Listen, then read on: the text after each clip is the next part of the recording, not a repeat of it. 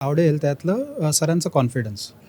ते कामापुरताच कॉन्फिडन्स नाही. कोणाशी बोलताना म्हणा, की पॉलिटिकल बोलताना किंवा मित्रांशी बोलताना, घरी बोलताना किंवा काही काम करताना समोरच्या व्यक्तीला कळायला पाहिजे, की आपण काय बोलतोय. त्याच्यापर्यंत ती गोष्ट गेली पाहिजे आणि विश्वास असला पाहिजे त्याला, की हां, इथे हे आपलं काम इथे होऊन जाईल.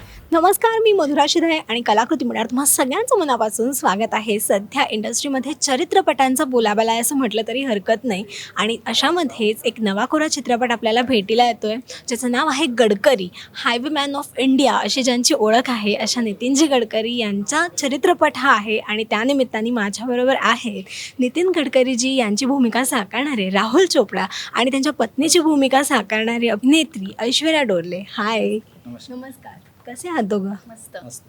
खूप खूप स्वागत आहे दोघांचंही कलाकृती मीडियावर. आणि सगळ्यात आधी अभिनंदन, करिअरच्या सुरुवातीला इतका उत्कृष्ट चित्रपट आणि नितीनजी यांची भूमिका असलेला चित्रपट मिळणं ही खूप महत्त्वाची गोष्ट आहे. ज्यावेळेस पहिल्यांदा हा रोल आला किंवा तुम्हाला कळलं की गडकरी साहेबांवरती हा चित्रपट आधारित आहे, चरित्रपट आहे, त्यावेळेस एक काय रिॲक्शन, डोक्यात काय विचार चालू झाले होते कळलं तेव्हा? अनुराग भुसारी या चित्रपटाचे डायरेक्टर आहेत. त्यांचा आणि माझा एक कॉमन फ्रेंड आहे.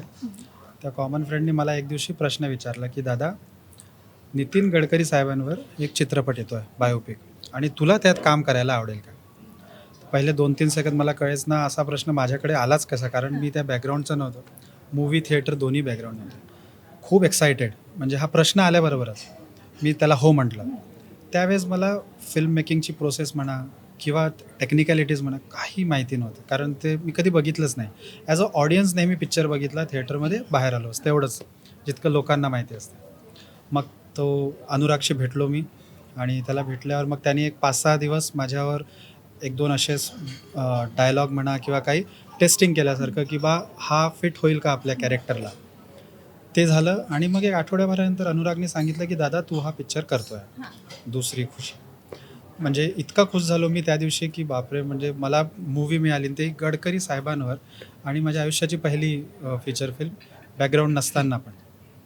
मग ॲक्च्युअल प्रोसेस सुरू झाली त्या दिवशी नंतर. ते प्रोसेस म्हणजे गडकरी साहेबांचे जितके कॅरेक्टर्समध्ये शेड्स आहेत वेगवेगळे, ते शिकायची प्रोसेस सुरुवातीला. तर काय असतं, चालणं कसं आहे, बोलणं कसं आहे, लोकांसोबत वागणं कसं आहे, भाषण कसे द्यायचे, उभं कसं राहायचं, एक्झॅक्टली मिमिक्री नाही पण कॅरेक्टर पकडणं. तर कॅरेक्टर बिल्डिंगची जी प्रोसेस होती ती आम्ही सुरू केली, आणि त्याच्यासाठी एक 2-3 महिने त्याचे वर्कशॉप्स घेतले. अनुरागनी मला काही पुस्तकं दिली वाचायला, जी सरांबद्दल लोकांनी लिहिली आहे, काही व्हिडिओज दिले बघायला, आणि त्यानंतर त्यांचे जे मित्र आहेत गडकरी साहेबांचे, काही मित्र पॉलिटिक्समध्ये आहेत आणि काही मित्र नाही आहेत पॉलिटिक्समध्ये, तर त्यांच्याशी भेटलो आम्ही, सरांबद्दल विचारलं, आणि ते लोकांनी आम्हाला जी इन्फॉर्मेशन देत गेले, हळूहळू ती इतकी इन्फॉर्मेशन आमच्याकडे आली, की ते कॅरेक्टर जे बिल्डअप होत गेलं ना, ते पकडायला खूप सोपी झालं मग मला. आणि नागपुरात असताना समजा तुम्ही कुठेही गेलात आणि कोणालाही विचारलं, तर गडकरी साहेबांबद्दल प्रत्येकाकडे एक स्टोरी तर आहेच. हां, नागपुरात तर आहेत, नक्की आहे. तर इन्फॉर्मेशन आम्हाला इतकी जास्त मिळाली होती, मग आमची सगळी संपूर्ण टीम बसायची, वर्कशॉप्स व्हायचे, आणि कॅरेक्टर कसं बिल्डअप करायचं, भाषणं देताना कसं आय कॉन्टॅक्ट कसा ठेवायचा, कमी गर्दी असेल, जास्त गर्दी असेल, कसं काय त्यांचं. तर ही सगळी जी प्रोसेस होती ती मला प्रचंड आवडली, कारण या प्रोसेसमध्ये खूप शिकायला पण मिळालं मला मग त्यामध्ये. तर असंच हळूहळू हे कॅरेक्टर बिल्डअप झालं, आणि मग त्याच्यानंतर मग स्क्रिप्ट आली, मग डायलॉग्स बोलणं, हे तर खूप लेट प्रोसेस होती. पण जे आधीचं होतं 1-2-3 महिने म्हणा, खूपच आवडलं मला. म्हणजे मी तर वेगळंच खुश होतो त्यावेळी. ऐश्वर्या, तू काय सांगशील? नितीन साहेबांच्या बायकोचा रोल तू करतेस या मूवीमध्ये. सो ज्यावेळेस पहिल्यांदा कळलं, एक तर एक असा व्यक्तिमत्व की ज्याला अख्खा महाराष्ट्र ओळखतो, अख्ख्या भारतामध्ये सगळेजण त्यांना ओळखतात, त्यांच्यावर आधारित चित्रपट आणि त्यात एक भूमिका मिळणं. माझ्यासाठी तर खरंच आनंदाची गोष्ट होती की हा चित्रपट मला मिळाला. पण मी आधी सुरुवातीला थिएटर आर्टिस्ट होते आणि मला अनुराग दादांनी एक नाटक पाहून अप्रोच केला की तू ह्या भूमिकेसाठी मला परफेक्ट वाटतेस, तर तू करशील का? तर मी लिटरली एकही क्षण विचार न करता हो बोललेली. मला त्यावेळेला हे सुद्धा माहिती नव्हतं की हा चित्रपट कुठे येणार आहे, म्हणजे डॉक्युमेंटरी आहे की थिएटरमध्ये रिलीज होणार आहे, काहीच कल्पना नव्हती. पण जो कॉन्फिडन्स त्यांनी माझ्यामध्ये दाखवला की तू हे करू शकते, त्या वाक्यावरनं मी त्याला बोलले की हो, मी करेन. आणि मी टीजर बघितला, खूप छान झाला आहे आणि त्याच्यामध्ये रस्त्यांबद्दलही भाष्य केलं गेलेलं आणि त्यावरही आधारित काही गोष्टी असणार आहेत. पण आता तुम्ही नागपूरहून इथे आलात, काय एक साधारण मुंबईचे रस्ते कसे वाटले? मुंबईचे रस्ते नागपूरकरांना नका विचारू तुम्ही. ते इथल्या लोकांना विचारू शकता. आणि थोडंसं लेटही झालं आम्हाला येता येता, तर ते वेलकम मुंबई असं म्हणू शकतो आपण. पण रस्त्यांविषयी हो, सरांची ओळखच आहे भारतातच नाही तर जगभरात. एक इन्फ्रास्ट्रक्चर डेव्हलपमेंट जे आहे ते सर जे म्हणतात की जहा चाह है वहा राहा है, तर हे फक्त एक वाक्य नाही आहे, पण त्यांचं एक पूर्ण व्यक्तिमत्व त्याच्यात आलेलं आहे की इन्फ्रास्ट्रक्चर डेव्हलपमेंट त्यांचा फेवरेट सब्जेक्ट असल्यासारखा, one of the favourite subject असल्यासारखा आहे. आणि त्याच्यामध्ये ते जितकं होऊ शकतात, नवीन नवीन आयडियाज म्हणा, इनोव्हेशन्स म्हणा, ते आणतात आणि ते करूनही दाखवतात. ते खूप मोठी गोष्ट आहे. फक्त बोलायचं नाही, पण ते करून दाखवायचं. आणि समोरच्याला माहिती आहे की हा व्यक्ती बोलतो आहे, करून दाखवेलच दाखवेल. तुमचा हा लुक बघितल्यानंतर सरांकडून काही कॉम्प्लिमेंट मिळाली तुम्हाला?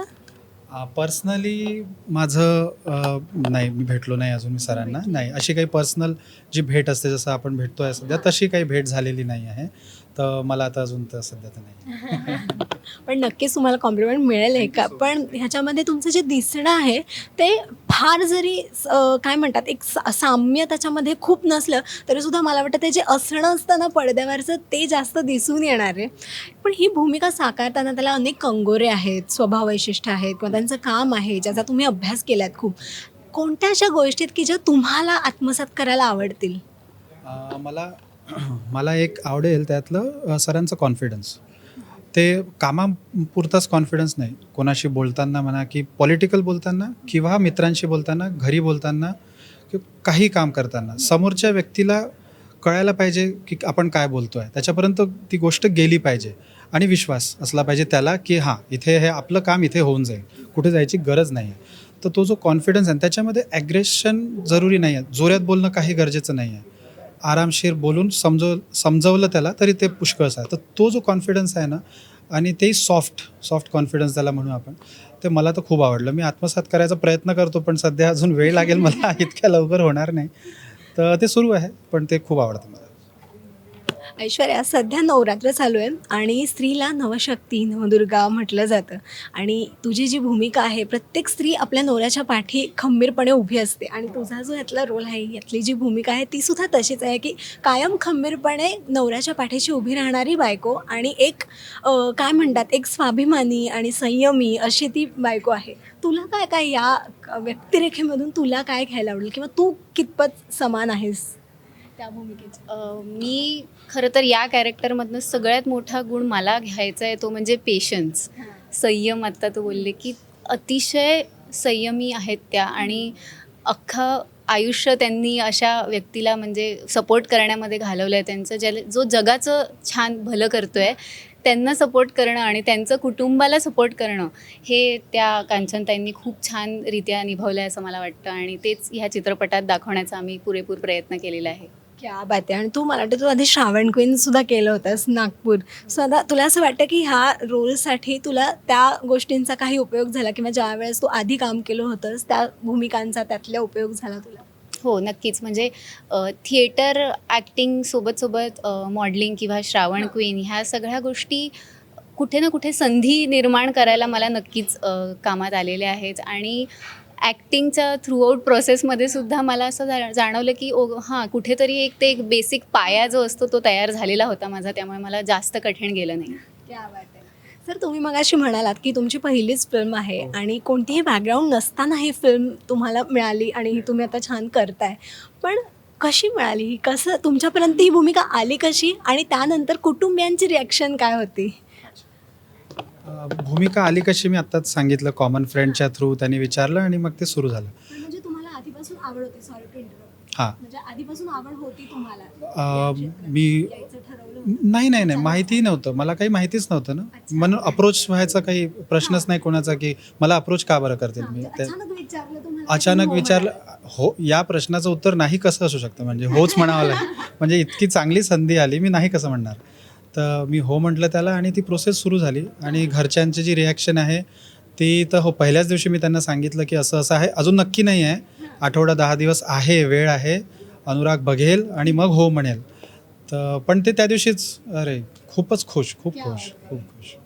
सुरुवातीला आपण मगाशी जेव्हा गप्पा मारत होतो त्यावेळेस तुम्ही सांगितलं की तुमचं आडनाव जरी चोपडा असेल तरी सुद्धा तुम्ही मराठी बोलता आणि तुम्ही महाराष्ट्रीयनच आहात. तर हे आडनावाचं गणित काय आहे मग नक्की? त्यात गणित असं भागाकार असं काही नाही, टेक्निकल असतो. माझे आजोबा ते जवळपास 80-90 वर्ष झाले महाराष्ट्रात शिफ्ट झाले होते लहानपणी. माझ्या बाबांचा जन्म, माझा जन्म महाराष्ट्रामध्ये झाला आहे. माझी मदर टंग मराठी आहे, बाबांची मदर टंग मराठी. तर आम्ही इतक्या वर्षापासून मराठीचं आहे, महाराष्ट्रीयन झालेलो आहे.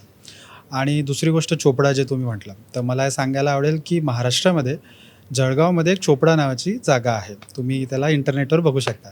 तर जेव्हा जागा असू शकते तर माणूसही असू शकतो. क्या बात आहे. मस्त वाटलं मला तुमच्याशी गप्पा मारून. आणि आता गडकरी हा चित्रपट गाजवणार आहे लिटरली बॉक्स ऑफिस. पण तरीसुद्धा जाता जाता तुमच्या बाजूनी सगळ्यांना काय अपील करायला आवडेल? मी तर म्हणेल की हा एक उत्कृष्ट मराठी कौटुंबिक चित्रपट म्हणून सगळ्यांनी बघावा.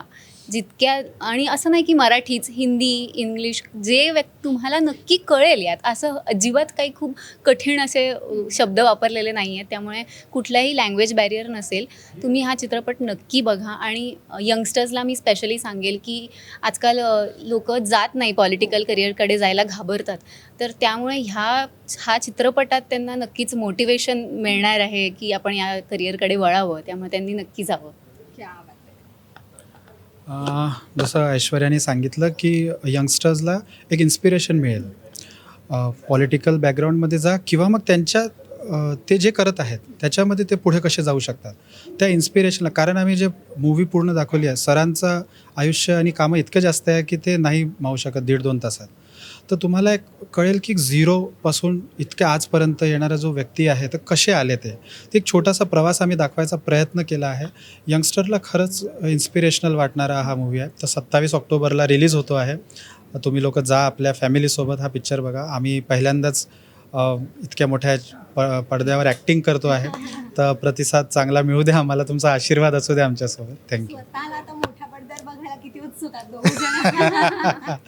उत्सुक ते खूप उत्सुक आहोत. कारण खूपच जास्त. ही न्यूज आम्हाला जेव्हा कळली त्याच वेळेला आम्ही असे उड्या मारत होतो अक्षरशः की वाव, आपला स्वतःचा चित्रपट, पहिला चित्रपट आहे आणि सरळ थिएटरला येतोय. त्यामुळे ही खूप स्पेशल फिलिंग असणार आहे.